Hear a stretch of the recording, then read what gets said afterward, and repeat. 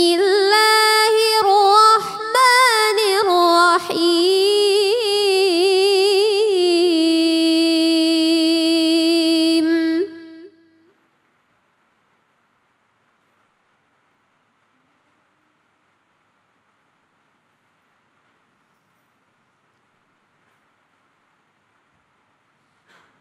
Huwa alladhi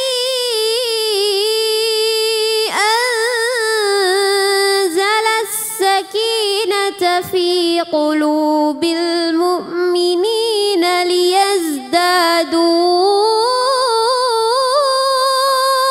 imanan ma'a imanihim. Walillahi junudus samawati wal ardh. Wa kana Allahu aliman hakima. Sadaqallahul azim.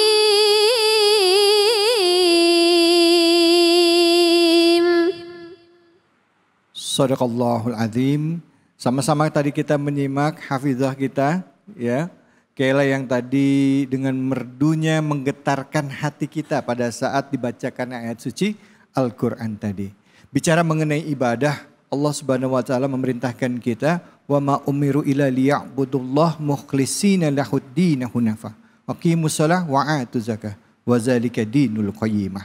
Itu di dalam surah Al-Bayyinah. Nah, tadi dari ayat yang tadi juga yang dibacakan tentunya banyak hikmah yang ada di dalamnya, yang tentu juga pada kesempatan siang hari akan kita kupas, akan kita kaji, dan juga kita akan lihat tafsir dari ayat tersebut. Untuk itu sama-sama mari kita simak penjelasannya dari guru kita Al-Mukarram Ustadz Soleh Sofyan. Silakan Ustadz Fadol. Bismillahirrahmanirrahim. Assalamualaikum warahmatullahi wabarakatuh. Waalaikumsalam warahmatullahi wabarakatuh. Alhamdulillah wassalatu wassalamu ala rasulillah wa ala alihi wa ashabihi wa mawalah. Mas David yang saya muliakan, Neng yang tadi membacakan Al-Quran dengan merdu, Bapak Ibu yang saya banggakan. Tadi dibacakan satu ayat yang menceritakan tentang keraguan-raguan yang muncul kepada umat Islam saat itu ketika terjadi perjanjian Hudaybiyah. Satu perjanjian yang dibuat antara Rasulullah SAW dengan orang-orang kafir Quraisy yang notabene-nya amat sangat merugikan umat Islam. Tetapi Rasulullah menerima itu semuanya karena ini bagian daripada sebuah strategi untuk kemenangan di bulan-bulan berikutnya yang kita sebut dengan Fathul Makkah. Bapak Ibu, kita hari ini fokus bahwa ternyata manusia di mana-mana mengejar sebuah kemuliaan dengan strategi peperangan, dengan strategi bisnis dan macam-macam prosesnya. Iya. Kemuliaan banyak manusia raih dan dia kejar. Tetapi ada kemuliaan yang bersifat hakiki dan juga ada kemuliaan yang bersifat temporer. Ada orang mengejar kemuliaan Mas David dengan memperbanyak kekayaan. Ada? Ada? Berangkat pagi pulang sore pontang-panting cari duit dalam rangka mulia dari hartanya.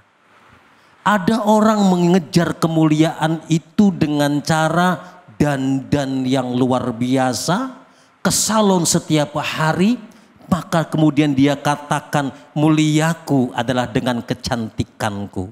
Tapi pertanyaannya adalah bedak kita bisa luntur, wajah kita bisa mengkerut, mulia datang dari wajah, mulia datang dari kekayaan, tapi itu pun ada akhirnya.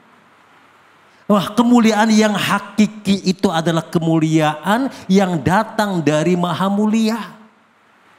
Dari perang Hudaybiyah itu, dari perjanjian Hudaybiyah itu seolah-olah Ah ini mah gak bikin mulia. Ini malah menghancurkan umat Islam. Tapi kemuliaan yang dikejar oleh Rasul adalah kemuliaan yang hakiki. Yang ujungnya mencapai kemenangan yang hakiki. Bunda, ini bulan Ramadan. Bulan yang akan mengantarkan kita menuju kemuliaan. Mana jalan yang harus kita lakukan untuk mencapai kemuliaan? Yang pertama, jadikan kita menjadi orang yang spesial, Mas David. Spesial artinya beda dengan yang lainnya dalam melakukan kebaikan dan kebajikan. Kenapa disebut dengan Lailatul Qadar? Karena Lailatul Qadar malam itu adalah malam yang mulia. Kenapa malam itu mulia? Karena ada yang spesial, berbeda dengan bulan-bulan sebelumnya, berbeda dengan malam-malam sebelumnya. Dia mengandung spesial, pembeda yang disebut dengan khairum min alfi syahr.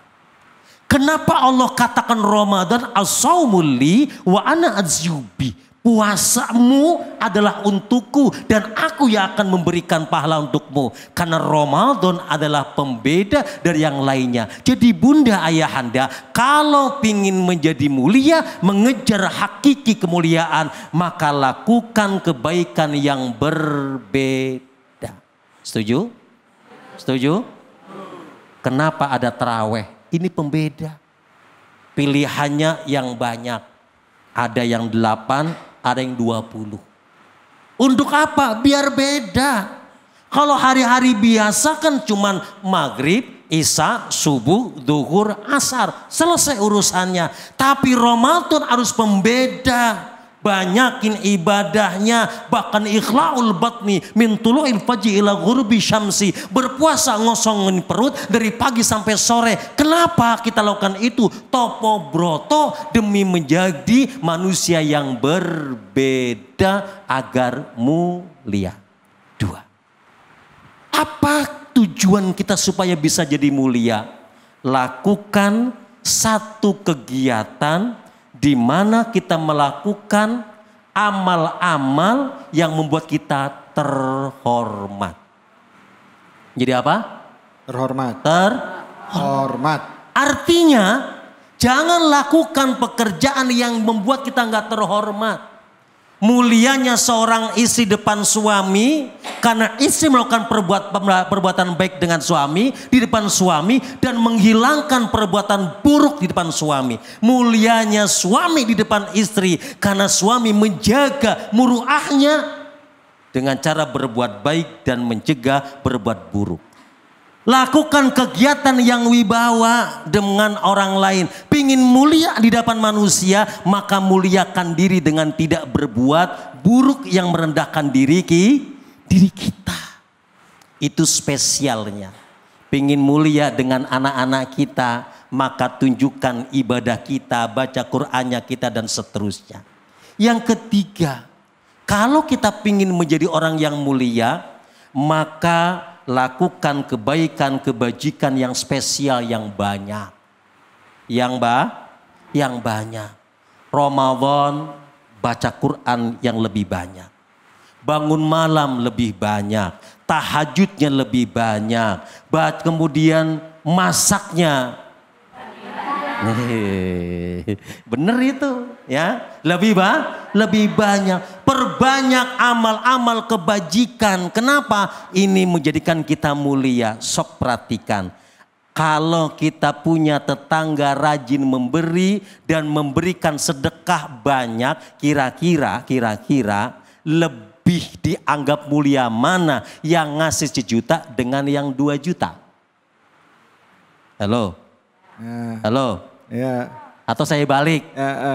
Ada yang ngasih sedekah sama kita, yang satunya enggak. Kira-kira ibu lebih hormat yang mana? Yang ngasih. Ya Pak ya? Jujur enggak? Ya. Jujur.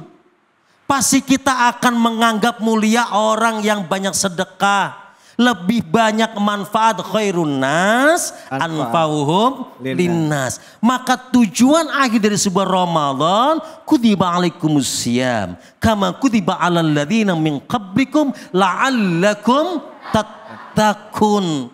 Puasa itu sebenarnya satu ritual ibadah yang banyak diberikan oleh Allah pada umat-umat sebelumnya. Ada tobroboto, ada ngosongin perut, ada bangun malam, ada tarawih. Tujuan akhirnya adalah la'allakum tattaqun. Takwa itulah bingkai untuk menjadikan manusia mulia. Iya. Assalamualaikum.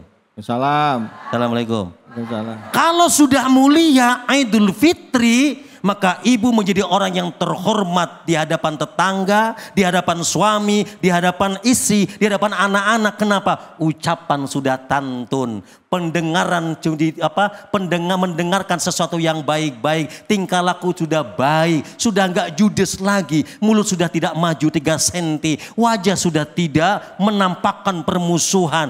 Begitu santun dan luar biasa karena kita faizin dari orang-orang yang menjadi orang yang mulia. Iya. Amin ya robbal alamin. Baik, terima kasih banyak Ustadz. Alhamdulillah. Bu. Ya. Ada yang bilang kata Ustadz tadi mulutnya udah nggak maju 3 senti lagi. Panjang amat kata ibu-ibu. Silakan, ada yang mau nanya nggak? Silakan. Oh baik, karena tadinya ibu-ibu sekarang bapak-bapak kita kasih ya. Silakan Pak. Assalamualaikum Pak Ustadz, saya perkenalkan diri, saya Acep Bahrudin dari Masjid Taklim, Masjid Al-Hikmah, Cibitung, Bekasi.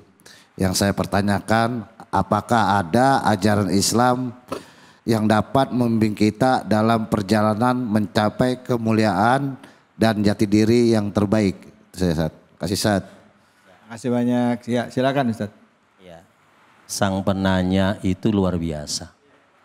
Jarinya, cincinnya lebih gede daripada jarinya. Coba kamera, coba diplotin. Merhatiin aja Ustaz. Luar biasa gitu, ya. Bapak Ibu, adakah jalan kita untuk mencapai kemuliaan? Tadi sudah saya terangkan. Bahwa cara mencapai kita mulia, yang pertama adalah jadilah orang yang spesial. Spesial di mata Allah, spesial di mata manusia. Sehebat apapun kita memuliakan manusia, maka sebegitu kita akan mendapatkan. Biqadri ma ta'tani tanalu ma tatamanna. Engkau menanam kebajikan, pasti engkau akan menghasilkan sesuai dengan apa yang kau tanam. Silakan ibu senyum dengan tetangga. Senyummu akan dibalas dengan silakan ibu cemberut dengan tetangga, maka cemberutnya ibu akan dibalas dengan lemparan batu. Salah apa saya? Ya Pak ya. Itu kemuliaan. Yang kedua, perbanyak kebaikan dan kebajikan Mas. Kalau ditanya Ustadz, kenapa sih harus berbuat baik? Sudahlah. Amal itu menjadi sebuah tanda bahwa kita adalah makhluk Allah. Berbuat baik perintah Allah. Berbuat baik itu maunya Allah. Perkara kemudian dia balas kebaikan atau tidak bukan urusan saya. Ya. Kenapa sih harus menggantungkan kebaikan dengan kebaikan orang? Dan kenapa harus menggugurkan kebaikan itu hanya gara-gara tidak ada balasan yang baik? Nyesel saya, nyesel. Bantu tetangga nggak ingat. Nyesel saya ngasih karpet di masjid. Nama saya nggak disebut. Ini problem. Artinya apa? Ini kebutuhan untuk berbuat baik, berbuat amal. Kemuliaan akan datang dari yang maha mulia. Dan itulah kemuliaan yang hakiki. Dan yang ketiga Mas, catat baik-baik. Jangan pernah berbuat kemaksiatan yang akan menjatuhkan nilai-nilai muruah dan kewibawaan kita, yang akan menjatuhkan kemuliaan kita. Gak sopan dengan istri, maka akan muncul kehilangan kemuliaan di depan istri. Ngomong tidak pantas depan anak-anak kita, maka akan muncul ketidaksopanan anak kepada kita, muru'ah dan mulia akan hilang. Sudahlah ibu, kalau mau kentut, diem-diem aja. Di belakang. Mama mau ke belakang. Ngapain sih mah? Enggak, mau ke belakang aja, anak ngikutin. Duitnya helah. Sampai segitunya. Bahkan ada seorang ulama Mas David, kalau mau buang air kecil saja harus keluar dari Madinah. Dalam rangka apa? Menghormati Rasulullah. Ini titik keluar biasanya bahwa kemuliaan harus dipegang dengan baik. Karena itu penting di hadapan manusia dan di hadapan Allah Subhanahu wa Ta'ala. Sudah Mas David? Masya Allah, sudah. Masih nunggu lagi apalagi.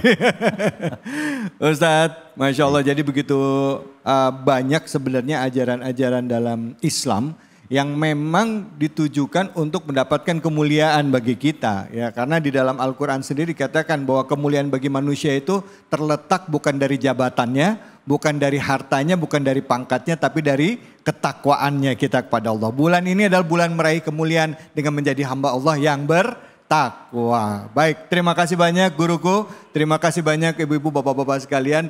Kita akan lanjut lagi. Jadi jangan kemana-mana, tetap puasanya juga tetap harus lanjut ya, karena nanti nunggu waktu berbuka. Tetap di Cahaya Hati Indonesia.